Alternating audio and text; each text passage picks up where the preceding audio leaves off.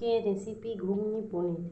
এর জন্য আমার লাগছে পনির কেটে নিয়েছি, আর লাগছে সেদ্ধ করা আলু, ধনেপাতা, বাটনায় লাগছে আদা, জিরে, ধনে, লঙ্কা বাটা, টমেটো, কাঁচা লঙ্কা, নুন, হলুদ, মিষ্টি, তেজপাতা সেদ্ধ করে নিচ্ছি। তেল দিয়ে দিয়েছি, তেলের মধ্যে সামান্য নুন দিয়ে দিয়েছি। এবার পনির ভেজে নেব।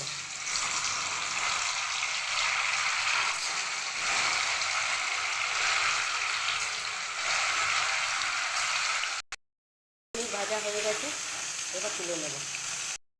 পাতা ফোড়ন দিয়ে দিলাম। এবার সেদ্ধ করে রাখা আলু দিয়ে দিচ্ছি, ভালো করে ভেজে নেব। ভাজা হয়ে গেছে, এবার টমেটো দিয়ে দিলাম।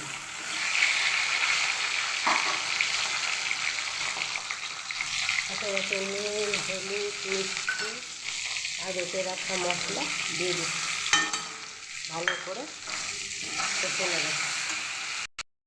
তেল ছেড়ে দিয়েছে, মশলা কষা হয়ে গেছে। এবার এর মধ্যে কাঁচা লঙ্কা দিয়ে দিলাম, সামান্য ধনেপাতা।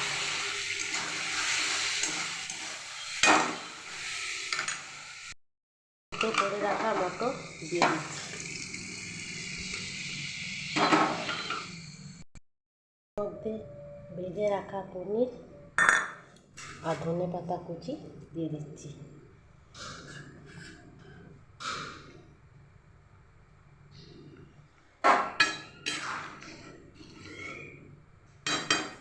10 মিনিট ফুটিয়ে নেব। হয়ে গেছে ঘুগনি পনির।